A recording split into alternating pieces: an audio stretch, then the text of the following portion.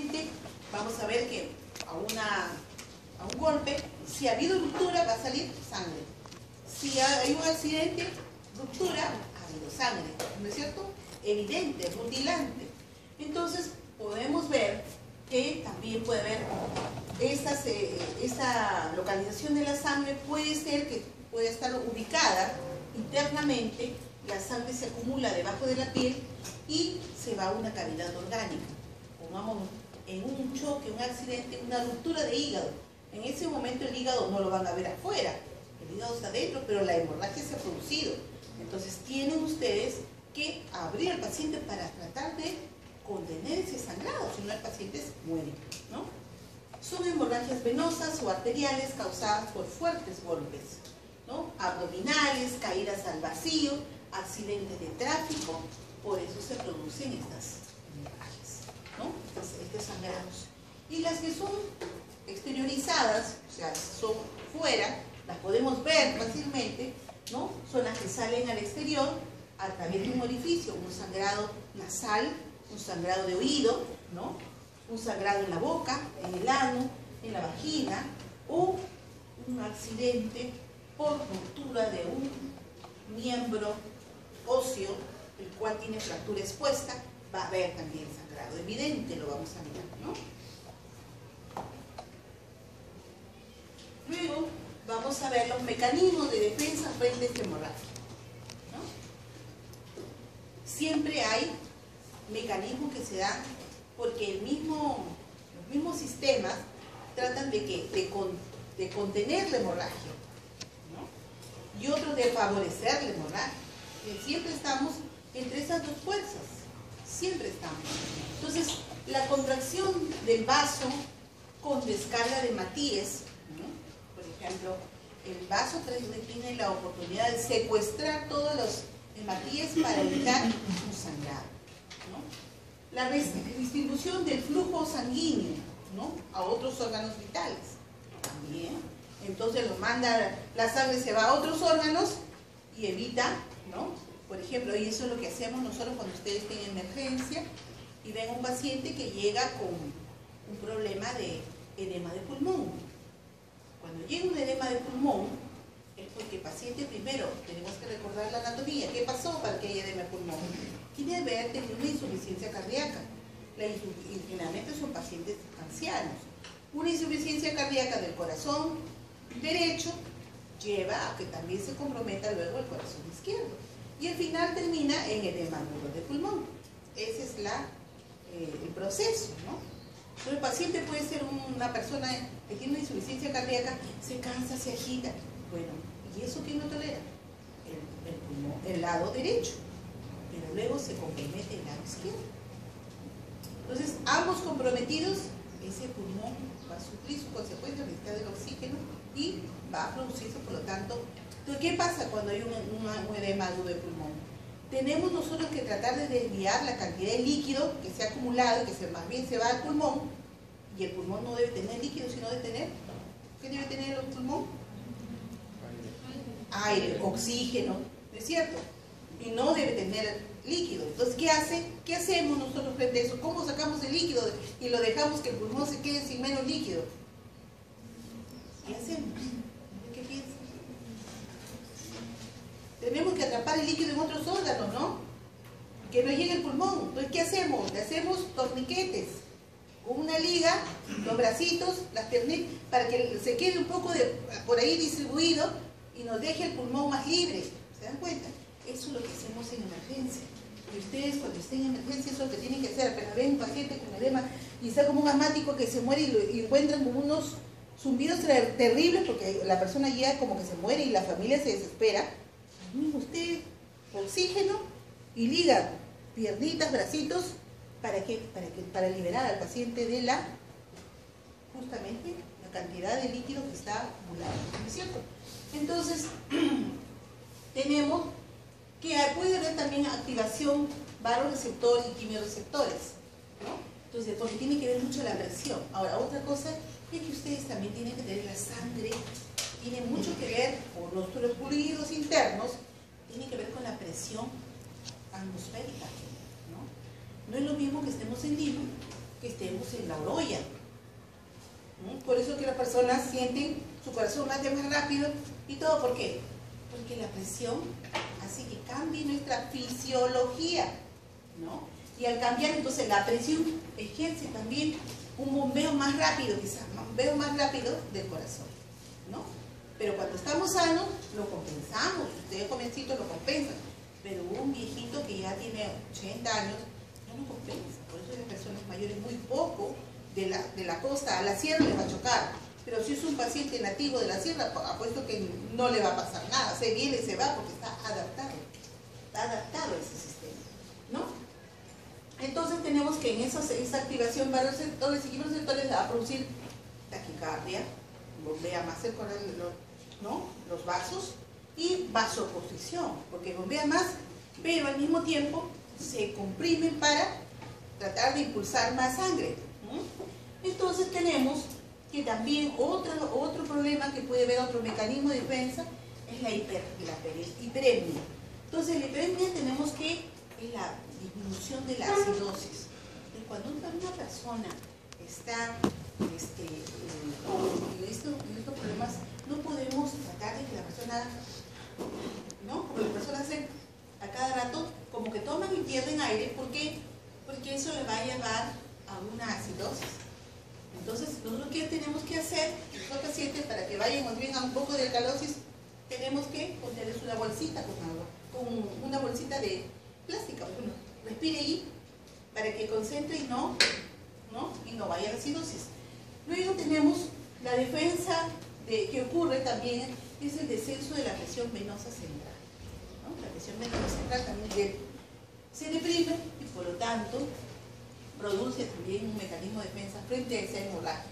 Entonces hacemos que esa descienda. El aumento de la frecuencia respiratoria también es la taquígrafia, ¿no? El aumento de la frecuencia cuando las respiraciones son más frecuentes, ¿no? Generalmente, ¿cuántas respiraciones tiene usted? ¿Cuántas? En el minuto. 12, 14. ¿Cuántas? Sí, más o menos. 14, 15. ¿Y cuánto tiene usted? Igual. No. ¿Cuánto tiene usted? Y las mujeres tenemos más respiraciones que el varón. ¿No? Podemos tener unas 2 respiraciones más. Si él tiene 15, usted tendrá 17. Claro. 16 a 20, claro. Lo máximo es hasta 20. Es el límite. 20 respiraciones por minuto. Muy bien. Entonces luego, el aumento de la frecuencia respiratoria, como ya dije, es la taquígrafia. El paso de líquidos del espacio extravascular al vascular, ¿no? Es otro mecanismo, ya lo hemos explicado, como del extravascular lo podemos pasar, ¿no? Y tenemos el reflejo, los reflejos vagales. Los reflejos vagales también pueden ser mecanismos, ¿no?, de defensa. Luego tenemos cómo es la evolución de la hemorragia. La evolución de la hemorragia.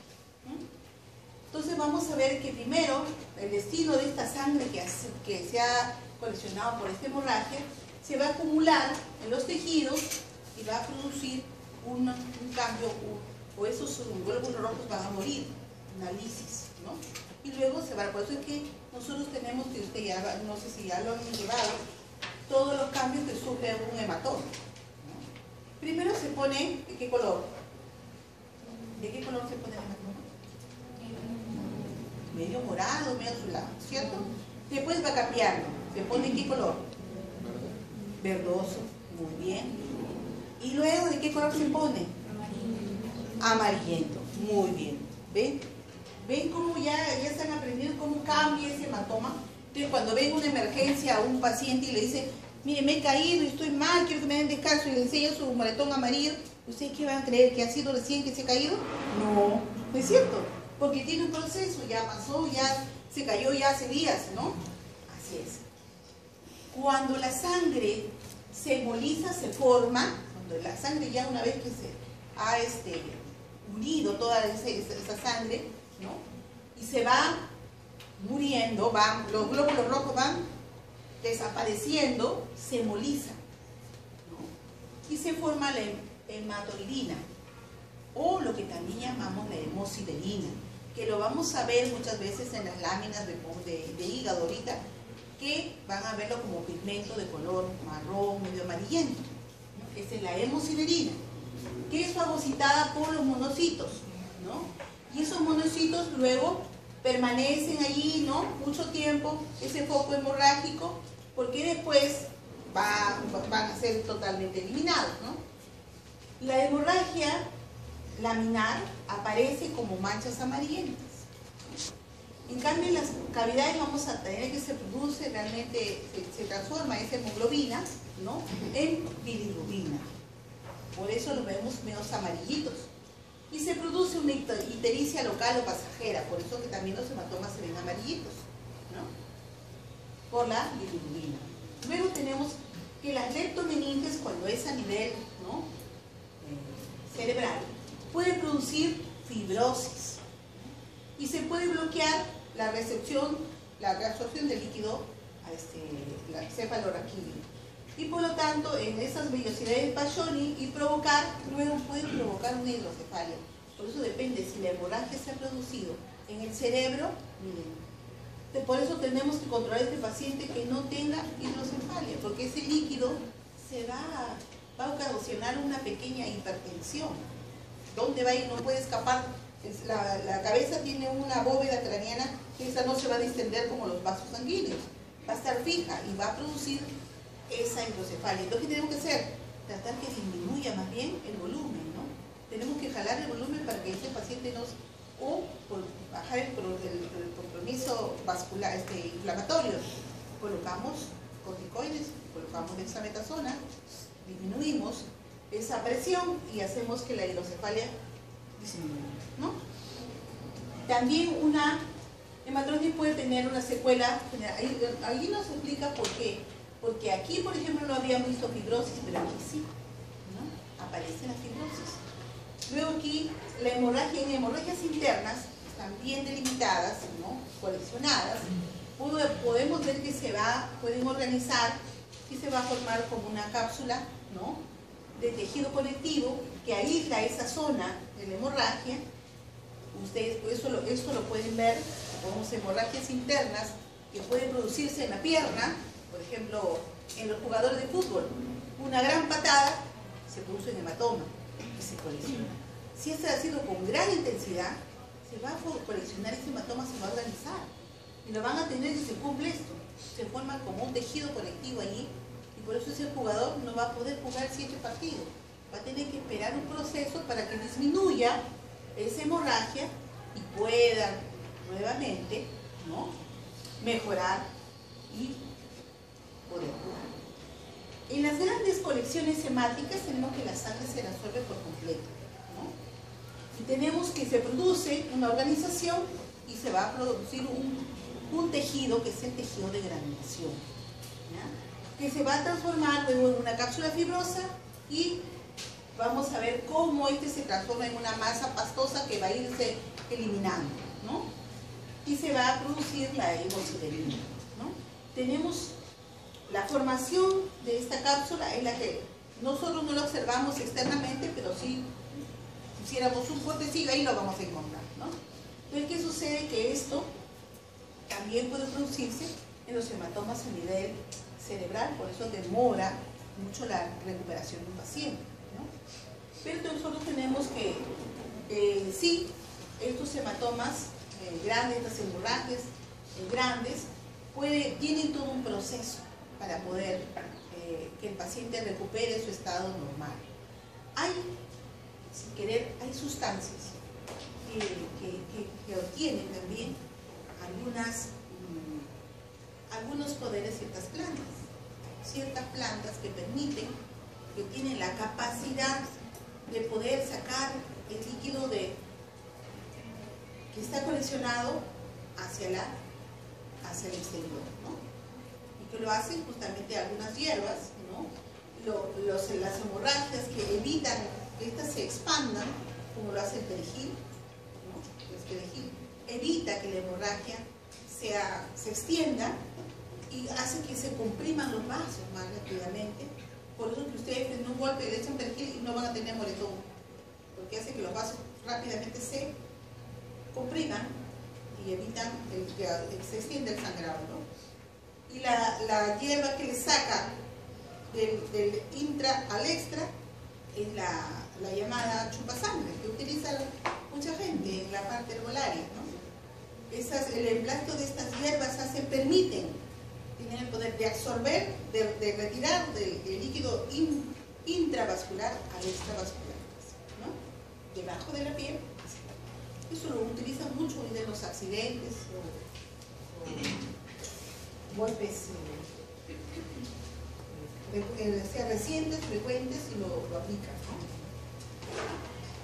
Aquí tenemos, miren, los componentes en sí de lo que nosotros estamos hablando. Es cómo se produce, este es el endotelio del vaso, como aquí tenemos en el endotelio que hay dentro, está la sangre, ¿no es cierto? Y en la sangre tenemos justamente una serie de elementos, los monocitos, los linfocitos, las plaquetas, ¿no? Y vamos a ver que esto va a estar, pues, generalmente en la luz vascular, ¿no? Presente. Pero ¿qué pasa? Como se produce una lesión inicial, vamos a ver que acá está el endotelio, la túnica media, la lámina elástica externa, la íntima, el endotelio, miren, ven, entonces esta va a ser la secuencia. Pero ¿qué sucede cuando esto ocurre aquí en el endotelio? Miren, y aquí ocurre la acumulación de las plaquetas y la coagulación por un trombo que se ha formado, ¿no? Entonces, esta es una placa combinada. ¿Por qué? Porque estas ya están organizadas. Tenemos que tratar que se desintegren, que también circulen como están aquí, ¿no? Dispersas, ¿no?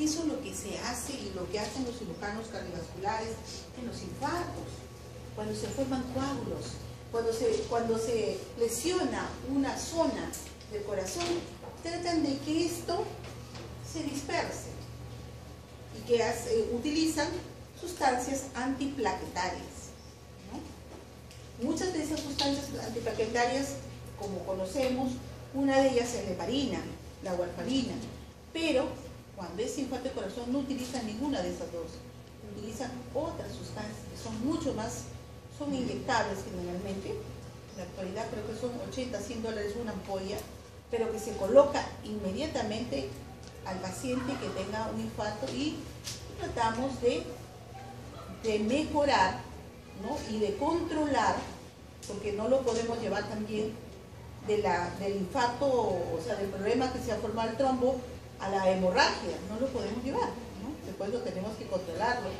ni para un lado ni para el otro, que guarde el equilibrio normal. Entonces, esto es lo que pasa cuando nosotros nos golpeamos, nos caemos, sufrimos todo lo que ya hemos dicho, el edema, la hiperemia, la congestión, el pequeño hematomita, y la zona, si se ha hecho una lesión, va a haber una herida, ¿no es cierto? Pero esa herida va a fluir secreción, generalmente sangre con plasma, ¿no? ¿Y qué va a hacer? Se va a formar un pequeño trombito, todos los vasitos van a tratar de inmediatamente, ¿qué va a pasar? Se van a coagular, ¿no es cierto? Por eso que tenemos que tener una buena sangría y una buena coagulación. O sea, la sangría y la coagulación tienen que estar equilibradamente normales en nosotros. Porque ¿qué pasa si tenemos que pasan 5 minutos y no ha coagulado? Ese paciente sigue desangrándose, ¿no? Los factores de coagulación entran a tallar y hacen de que se forme la costrita. Lo que la gente dice, forma una costra. La costra es solamente el cierre y la captura de todos los vasitos y el plasma que han tratado de unirse con las plaquetas y ya han evitado el sangrado, ¿no? Han evitado el sangrado.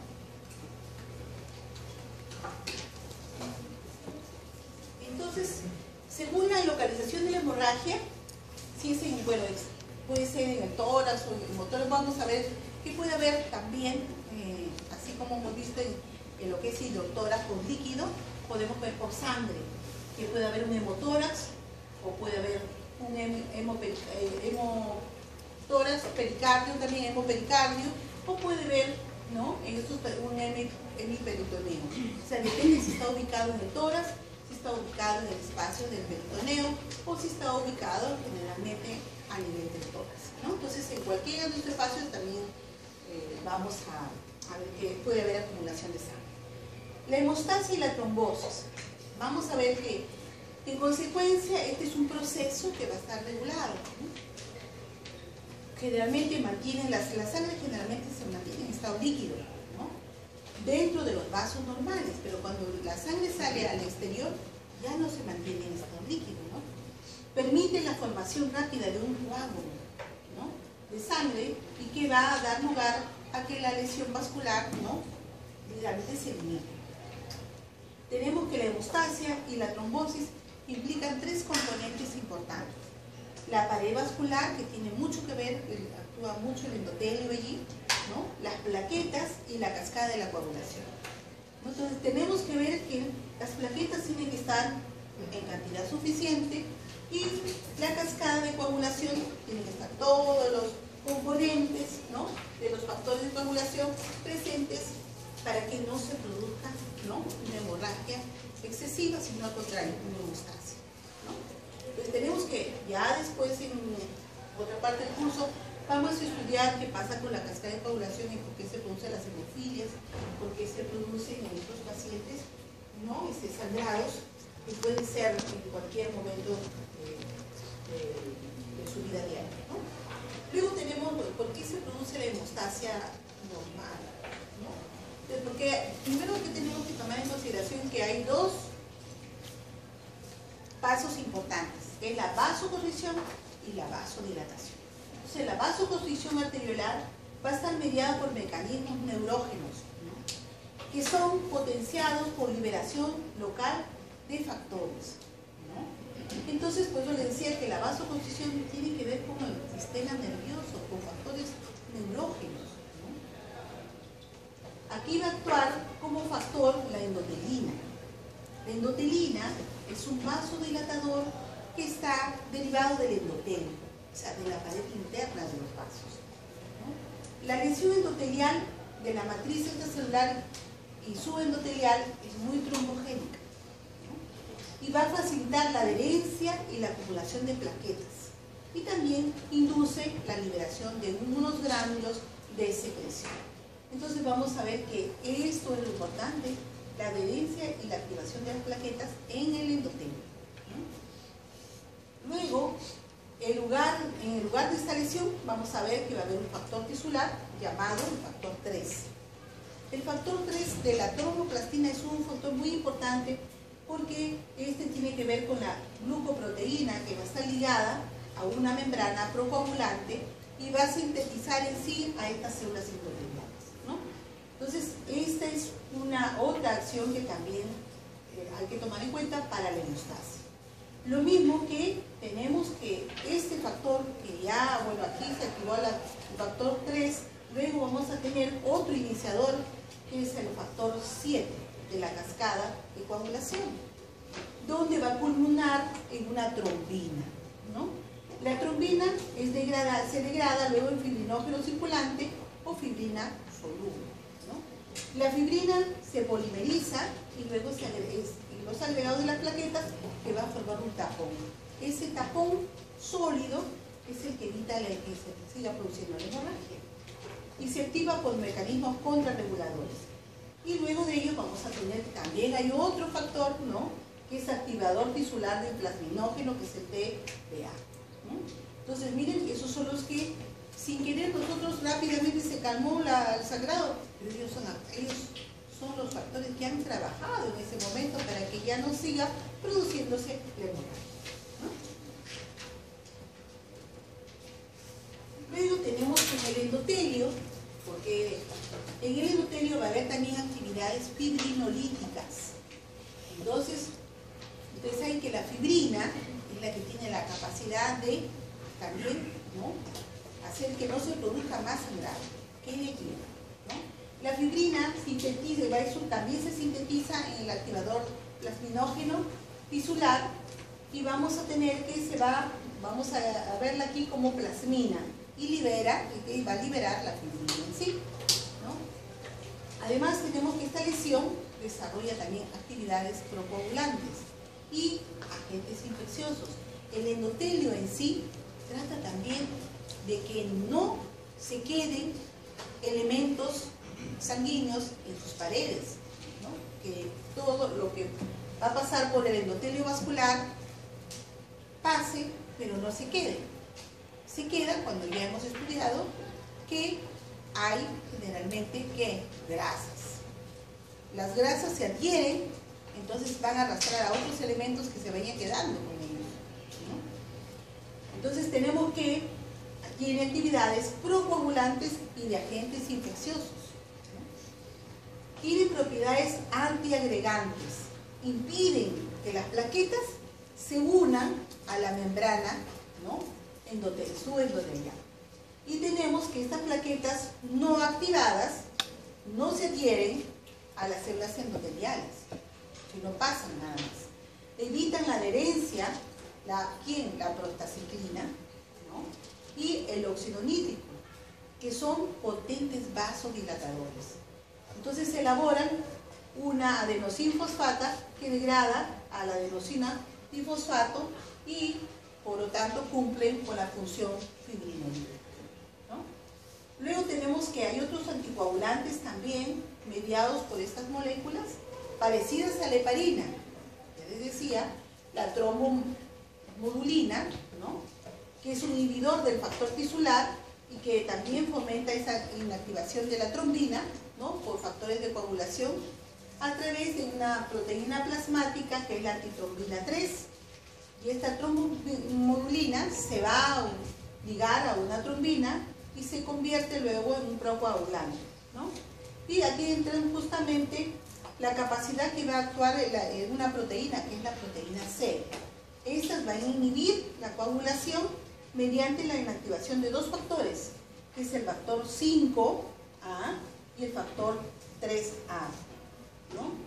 Y luego este endotelio produce también otra proteína, que es la proteína S, ¿no? Que es un cofactor de la proteína C y el inhibidor de un factor tisular, ¿no? Que esta proteína también va a tener, o sea, tanto el endotelio, como ustedes pueden ver, también tiene su función de evitar que se coagule la sangre, simplemente la sangre pase. Pero cuando se daña el endotelio, ahí sí, vamos a ver que va a quedar, ¿no? Elementos en el camino de los vasos sanguíneos, ¿no? Entonces, por ambas partes, y aquí entran muchos los factores tisulares, ¿no? Que también tienen esas propiedades de ser anticoagulantes para que la sangre siempre esté líquida y pase por los vasos sanguíneos. Entonces, también tenemos que las otras propiedades protrombóticas del endotelio es los traumatismos y la inflamación de estas células endoteliales inducen un estado protrombótico, ¿no? ¿Y qué va a ocasionar? Va a modificar esas actividades tanto de las plaquetas como de las proteínas de coagulación, como también del sistema fibrinolítico, ¿no? Para tratar de evitar de formarse trombos, o sea, que la sangre esté líquida y no la sangre esté coagulada, ¿no es cierto? Los efectos plaquetarios, tenemos que las células endoteliales permiten que estas plaquetas se contacten con la matriz extracelular, ¿no? Y la adherencia posterior se produce por interacciones con el factor de von Willebrand, ¿no? Que son productos de estas células endoteliales normales con un cofactor esencial para la unión de estas plaquetas, ¿no? Este es un factor muy importante porque después lo vamos a estudiar en otras patologías que van a ocasionar, ¿no? Los efectos procoagulantes tenemos más bien efectos que ya hemos visto del sistema fibrinolítico, de propiedades protrombóticas, efectos plaquetarios y, o sea, las plaquetas también ejercen su función para evitar que se queden acumuladas en la sangre. El efecto procoagulante, ahí tenemos células endoteliales que van a sintetizar generalmente al factor tisular y a los activadores de la cascada extrínseca de los factores de coagulación, ¿no? Y respuesta a las citoquinas, por ejemplo, ahí nos dicen un factor de necrosis tumoral, ¿no? Como ocurre en la interleuquina 1, ¿no? O endotoxina bacteriana, Además, las células endoteliales activadas aumentan esta función catalítica de los factores de coagulación 9 y del factor de coagulación 10. Nosotros vamos, estos factores que también los hemos estudiado, como las interleuquinas, son muy importantes en todos los procesos también infecciosos, ¿no? Nosotros, por ejemplo, en el hospital, cuando marcamos una interleuquina, y generalmente en las gestantes buscamos la interleuquina 6 y la interleuquina 8. Si cuando nos sale positivo, ¿qué hacemos? Ya sabemos que si está positivo, probablemente ese parto viene con una infección del bebé. Entonces ya ahí mismo le avisan al neonatólogo que va a recibir al bebé que ese niño tiene que ir a cuidados intensivos, porque ese niño nace con un problema probablemente infeccioso. Entonces las interleuquinas ya nos van diciendo sus cifras de que este parto no es un parto normal, sino es uno de alto riesgo porque el bebé está infectado. Entonces, es ya un aviso, ¿no? Un aviso de los problemas infecciosos. Entonces tenemos que el tiempo de protropina es muy importante. Miren cómo actúa en el plasma. Tenemos a los factores de coagulación, ¿no? Donde tenemos aquí el 1, el 2, el 5, el 7 y el 10. Y como cofactor, el 5. Y cuando es reactivo, tenemos acá la torboplastina, el factor tisular, el calcio y los trofolípidos vegetales. Miren cómo aquí también el calcio y el magnesio también tienen mucha actividad en la función justamente de las hemostasias y incluso después en la función cardíaca, ¿no? Entonces, el endotelio tiene efectos antifibrilolíticos porque evita que se forman coágulos en los vasos. Al mismo tiempo, las células endoteliales secretan inhibidores del factor de plasminógeno que limitan que haya fibrinolisis y tienden a favorecer la trombosis, como también las plaquetas. Las plaquetas también, todas ellas, pueden inmediatamente se unen para evitar el sangrado, ¿no? Pero también sabemos que las plaquetas tienen inmensas funciones, sobre todo en la renovación, ¿no? Por eso es que en la actualidad se utiliza mucho las plaquetas, no solamente tienen diferentes actividades, pero en la actualidad lo utilizan últimamente para rejuvenecer, porque tienen la capacidad justamente, ¿no?, de reactivar. Igualmente las plaquetas se utilizan, como el trasplante plaquetario hace que realmente puede eliminar un cáncer. Lo que sucede es que hasta la fecha no lo quieren aplicar, porque imagínense cuántos donantes tendrían que haber para tener que hacer trasplante de plaquetas todos los días a un paciente con cáncer, porque lo que tenemos que hacer es cambiar toda ese contenido que hay en sangre con células malignas por nuevas, y eso se va a hacer a través de las plaquetas, ¿no?, del plasma, el plasma con plaquetas, ¿no? Entonces ya se han hecho los ensayos, pero no se puede lanzar imagínense cuando hay un paciente que necesitamos un donante, hay que hacer toda una campaña para obtener, porque no todo el mundo quiere donar.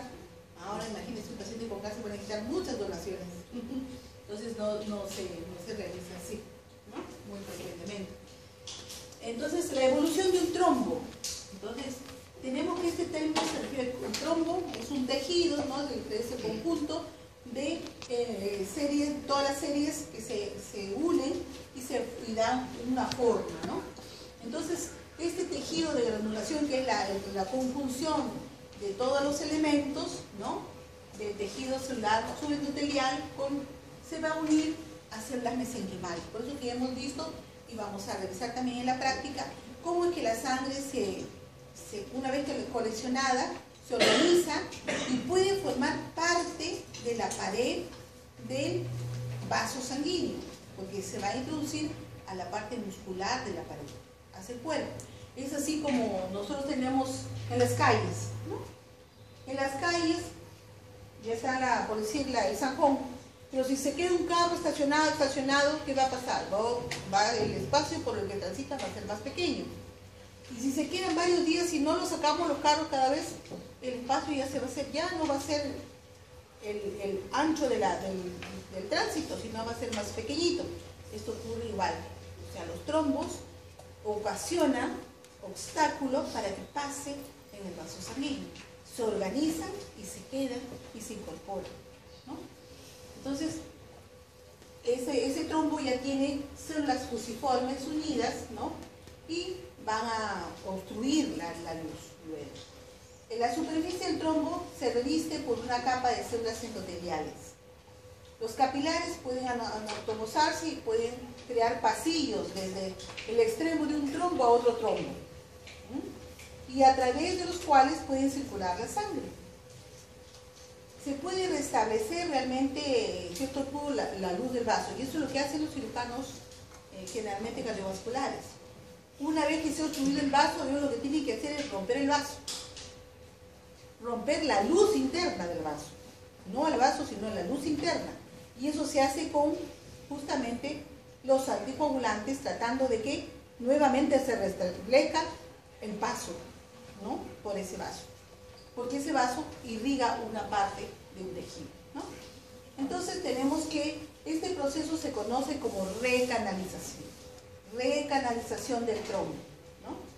Este trombo se convierte en una masa de tejido conectivo, ¿no?, subendotelial, vascularizado, que se incorpora a la luz del vaso, ¿no?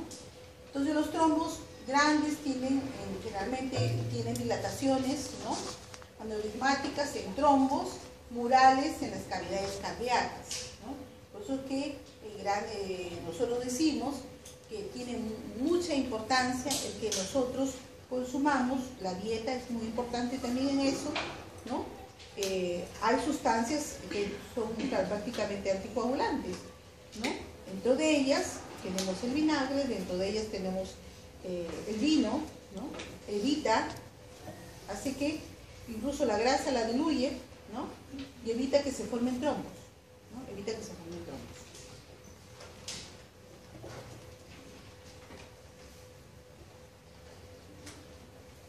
Entonces, en la evolución del trombo, ¿qué pasa? Estos efectos inmediatos de la obstrucción vascular, ¿no?, vamos a verlo, que el trombo presenta una serie de procesos que se pueden dar entre días o semanas, ¿no? Lo importante es la disolución de ese trombo, ¿no? La reabsorción de estos trombos pueden ser eliminados por acción fibrinolítica, y este vaso vuelve a la normalidad, y eso es lo que hace el cirujano cardiovascular. Trata de que rápidamente ese trombo no esté muchos días, sino se diluya rápidamente. Entonces vamos a tener que aquí, miren, todo lo que nosotros los pasos que tiene este trombo. La propagación, el trombo acumula plaquetas, ¿no?, acumula las plaquetas y la fibrina, y se va a organizar. Puede propagarse y terminar causando obstrucción de un vaso. Luego depende esa obstrucción del calibre del vaso, ¿no? Imagínense la obstrucción de los calibres, el calibre de los vasitos de los ojos, que son capilares muy pequeñitos. Por eso es que se produce, ¿qué problemas vasculares tan graves tienen los diabéticos? En ellos se lesionan los vasos capilares. Por eso es que ellos terminan con ceguera, porque se obstruyen los vasitos más chiquitos.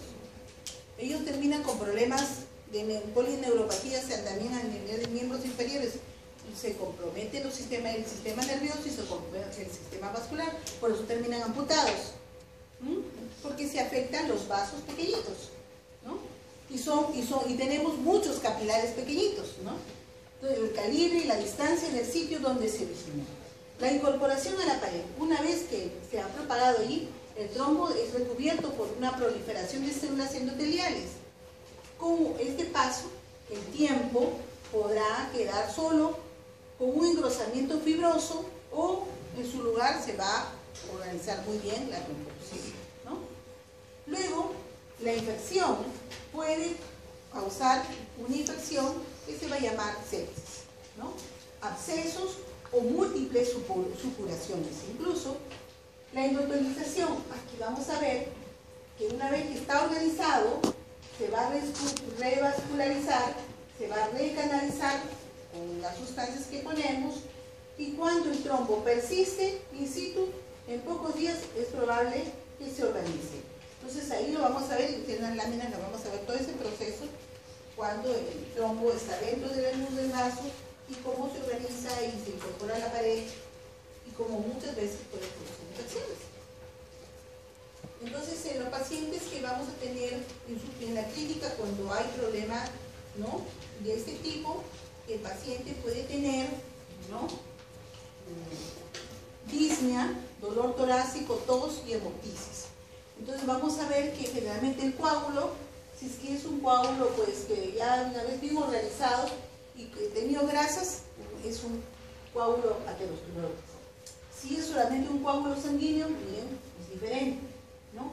Y si es que esta hemorragia, este coágulo que se ha formado allí, es en la arteria cerebral media, miren, ¿qué va a pasar?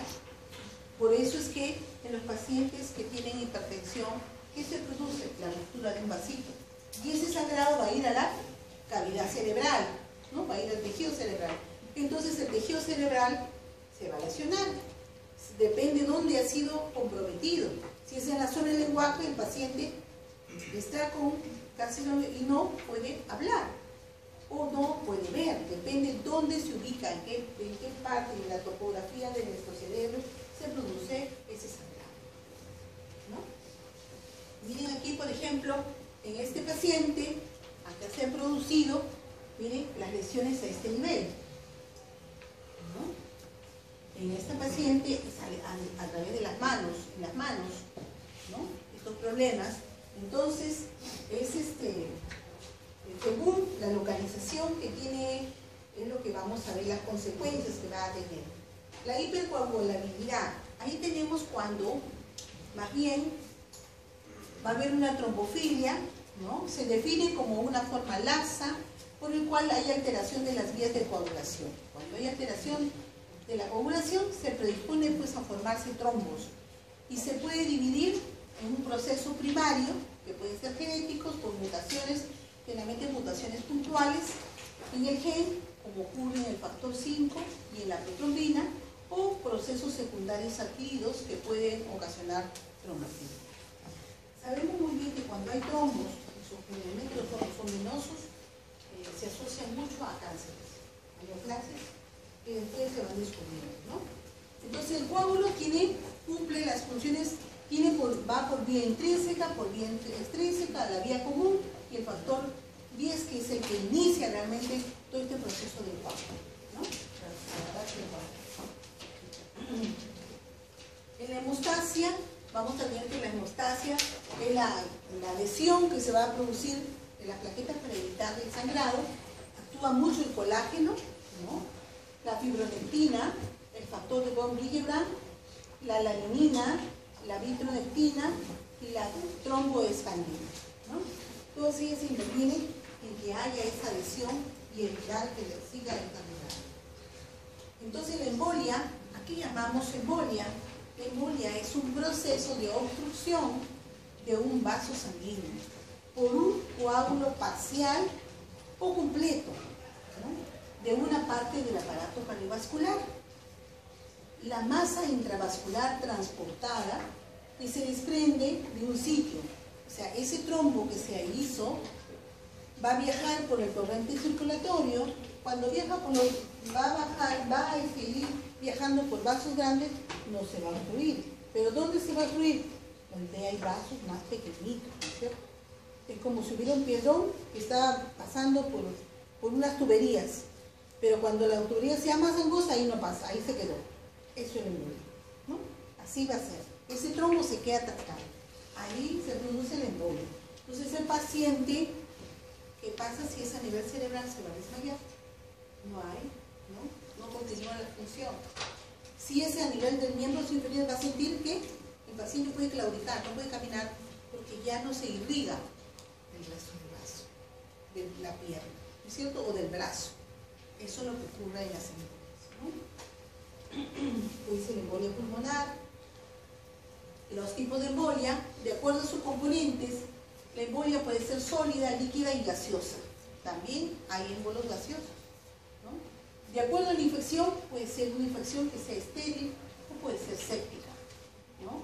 De acuerdo al origen del émbolo, puede ser una embolia cardíaca, puede ser una embolia arterial o puede ser una embolia venosa, ¿no? o también que hay una embolia linfática. Generalmente las embolias linfáticas se producen en los pacientes que tienen cáncer, y generalmente cáncer de mama, ¿no? De acuerdo a los flujos sanguíneos, puede ser una embolia paradójica o puede ser una embolia retrógrada, ¿ya? Entonces, eso en cuanto a los tipos de embolia. Luego, los tipos de tromboembolia, tenemos que aquí hay la tromboembolia arterial y la tromboembolia venosa. Aquí, esta es la que ocurre dentro del corazón, ¿no? Se produce dentro de las arterias. Los efectos es que hay infartos, gangrena, arteritis, infarto de miocardio y muerte súbita. Y la tromboembolia venosa es donde hay generalmente trombos, como ya decía, en las venas de las piernas, miembros inferiores, trombos en venas pélvicas, ¿no? Trombos generalmente en venas de los miembros superiores, o sea, brazos, y luego tenemos también trombos en el seno cavernoso, encefálico, trombos en las cavidades cardíacas. Y los efectos es que haya una obstrucción de la circulación arterial pulmonar, ¿no? Luego tenemos los estados de hipercoagulabilidad. Tenemos que aquí los infrecuentes es que hay una causa de anticoagulantes como es la antitrombina 3 y la proteína COS, ¿no? Que producen trombosis venosas o tromboembolias a repetición. Y son muy frecuentes cuando hay efectos de fibrinolisis, ¿no? Y las concentraciones elevadas van a estar de la homocisteína, que contribuye a que haya una trombosis venosa arterial, elevaciones de la homocisteína, y como consecuencia de ello va a haber una deficiencia hereditaria, ¿no? de la cisteína y B sintetasa.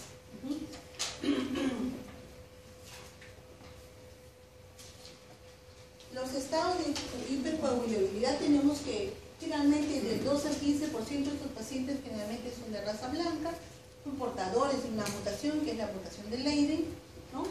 Generalmente esta ocurre en este sector G1, el 691, ¿no? Del factor 5, y generalmente estos son individuos con trombosis venosas profundas a repetición. La mutación determina un cambio que hay en la glutamina por la arginina en la posición del 506, ¿no? de su ADN, y determina que hay este factor 5 que sea resistente a la ruptura de esta proteína C. Luego tenemos que hay un cambio también en un nucleótido único, que es en este sector G20.210A, que es en la región 3', que no va a estar introducida dentro del gen de la protrombina, sino en otra mutación frecuente, ¿no? Y luego tenemos del 5 al 10 metilén tetrahidrofolato reductasa, que es una mutación homocigota, ¿no? que está en el sector también de la zona, en la sintonía 677, y tenemos que producen también otro, es un aumento en la concentración de los factores 7, del factor 9 y del factor 11, también del ¿no? Los estados de hipercoagulabilidad pueden ser adquiridos también, ¿no? Generalmente cuando hay un alto riesgo de trombosis por algunas sustancias que pueden ingerir la persona, por un infarto de miocardio, por lesiones tisulares como cirugías o fracturas, por cáncer, por una válvula cardíaca o una prótesis colocada, también puede producir un aumento de la coagulabilidad, como también con una coagulación vascular diseminada, una trombocitopenia inducida por heparina, ¿no? o por un síndrome de anticuerpos antifosfolipídicos, como ocurre generalmente en los abortos o en pacientes que tienen problemas de infertilidad, ¿no? Los estados también de hipercoagulabilidad tenemos que puede ser por una miocardiopatía, por un síndrome nefrótico, por estados de hiperestrogenismo, como puede ocurrirse en el embarazo, en pacientes con complicaciones en posparto, en el uso de anticonceptivos orales, ¿no? Ya saben que ahora ya no se usa mucho anticonceptivo oral, ¿no? Lo de panocitosis y por tabaquismo, ¿no? La de panocitosis la vamos a estudiar cuando llevemos anemias, ¿no? ¿Qué pasa con lo que se produce? Los mecanismos de acción, tenemos que la lesión es a nivel vascular, va a producirse una vasoconstricción, una hemostasia primaria, una agregación de plaquetas, ¿no?, temporal, una hemostasia secundaria y una fibrinólisis, ¿no? Son los mecanismos de acción que tiene. Luego, la vasoconstricción. La vasoconstricción tenemos que es el espasmo vascular, ¿no?, o sea, la disminución de la luz vascular inmediata ante una injuria, ¿no?, o sea, ante un daño. La disminución del diámetro del vaso iba a ser producido por el sistema nervioso. O sea, ¿cómo se produce esta vasoconstricción? Por ejemplo, ¿qué produce vasoconstricción? El cigarrillo. Por eso no deben fumar. Algunas personas no saben la acción que ejerce, ¿no?, en nuestro organismo la vasoconstricción. Y si es una gestante y fuma, peor todavía, vasoconstricción. ¿Y qué va a ocasionar la vasoconstricción? Que tenga un hijo enano, chiquito, bajito, no va a poder, ves que el bebé crece bajo vasoconstricción, no hay dilatación, no puede ser un bebé grande, gordo, es pequeñito, ¿no? Por eso la gestante no debe fumar. Y bueno, ni siquiera tampoco su esposo, ¿no? La hemostasia, porque ella también lo percibe, ¿no es cierto? La hemostasia en sí es la capacidad que tiene el organismo para que la sangre permanezca líquida dentro de los vasos.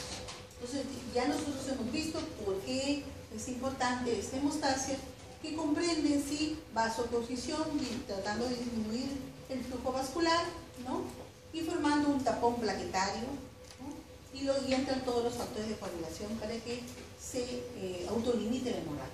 El proceso de hemostasia se divide en dos grandes grupos, la hemostasia primaria y secundaria.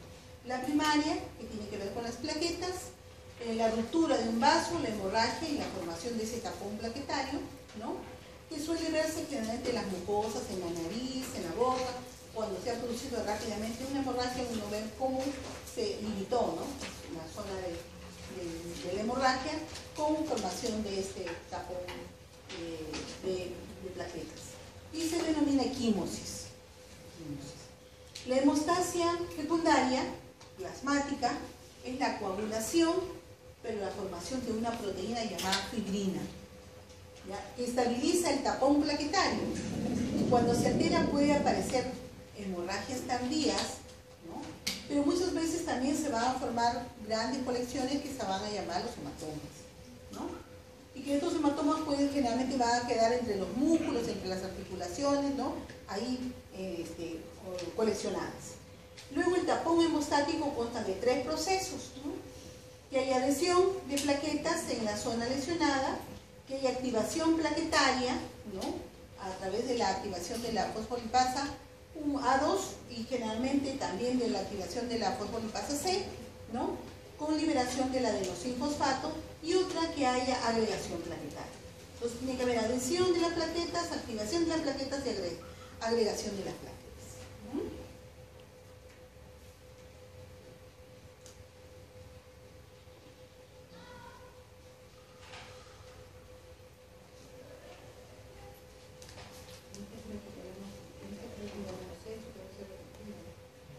La hemostasia normal que ya hemos explicado. El mecanismo de la participación en la regulación de la hemostasia.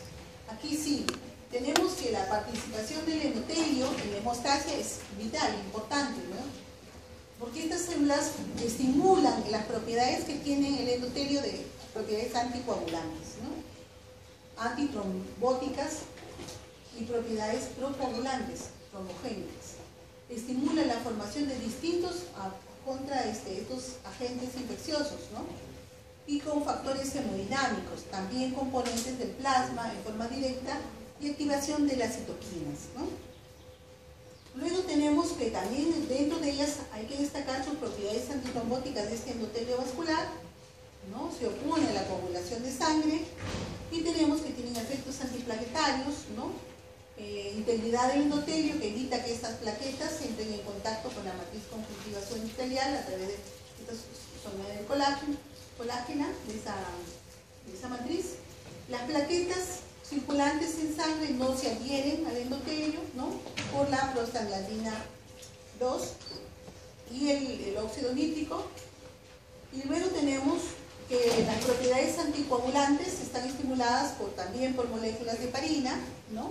Que se llama la trombomodulina, que antes hemos justamente relatado, y las moléculas análogas también a la heparina, ¿no? Que también tienen esta función, ¿no? Y la activación de la proteína C, que es importante para este mecanismo de regulación. Y las propiedades fibrinolíticas, donde tenemos que están activadas por el plasminógeno, ¿no? Y estos generalmente estimulan la fibrinolisis.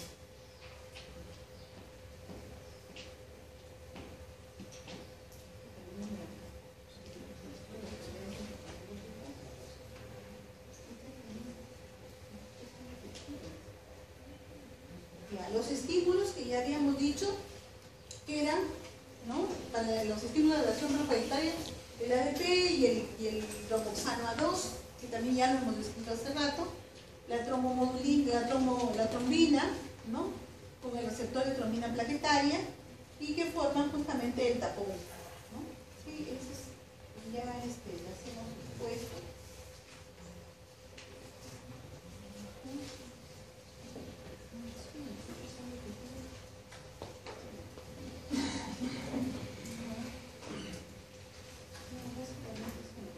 Los inhibidores de la coagulación, ahí está.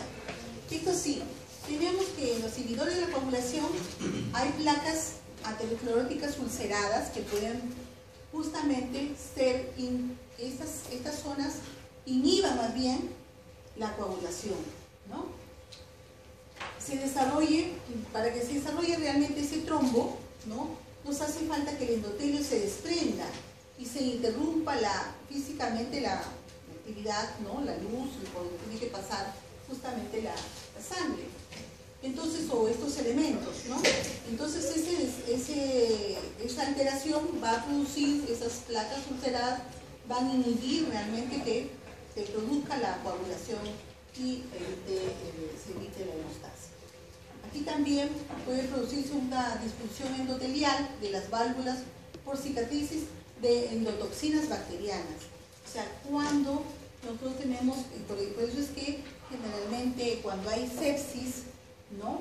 Las bacterias tienen cierto poder que ya evitan que la sangre se coagule, y por eso se produce cuando vamos a estudiar los cuadros de coagulación intravascular diseminada. Es decir, que ya nadie, por más que le pongamos sustancias, ya no lo va a parar nadie, ¿no? Y igualmente se va a morir la paciente por un problema, ¿no? De hemorragia, ¿no? Masiva. Tenemos luego el endotelio disfuncional, puede sintetizar mayores cantidades de estos efectos anticoagulantes. Entre las alteraciones del endotelio podemos distinguir las degenerativas. Generalmente ahí tenemos las que vamos a estudiar, las enfermedades, la aterosclerosis, los aneurismas, ¿no? Que hay anoxia, falta de oxígeno en la zona local, ¿no? Inflamaciones como la artritis, la trombofleritis, y físicas que generalmente sean traumatismos por congelación, traumatismo por radiaciones, químicas como el tabaco, ¿no? Y la hipercolesterolemia, inmunológicas también, y también neoplasias, ¿no? Que son los que pueden tratar de inhibir la coagulación,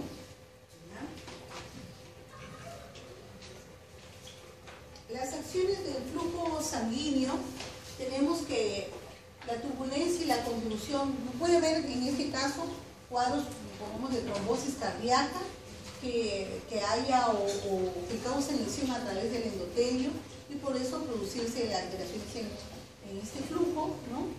El flujo sanguíneo normal es laminar, de forma que las plaquetas fluyen hacia la posición central de la luz, separadas del endotelio por una zona de plasma acelular. Por lo tanto, vamos a ver que se alteran el flujo laminar, hacen que esas plaquetas entren en contacto con el endotelio e impiden la dilución de estos factores de coagulación. Y también vamos a ver que aquí favorece la activación de las células endoteliales, predisponiendo que esta trombosis y la adherencia de los leucocitos y otros efectos de estas células endoteliales. Hay factores que coadyuvan la alteración del flujo sanguíneo, como son generalmente factores que ya nosotros también los vamos a ir estudiando a través del desarrollo que es la obesidad. La obesidad, personas sin cama mucho tiempo, decía, están postradas sin por eso tenemos que cambiar su postura. Luego, ancianos, porque los ancianitos a veces se movilizan poco también, ¿no? Las valvulopatías, que ya tengan, ¿no?, problemas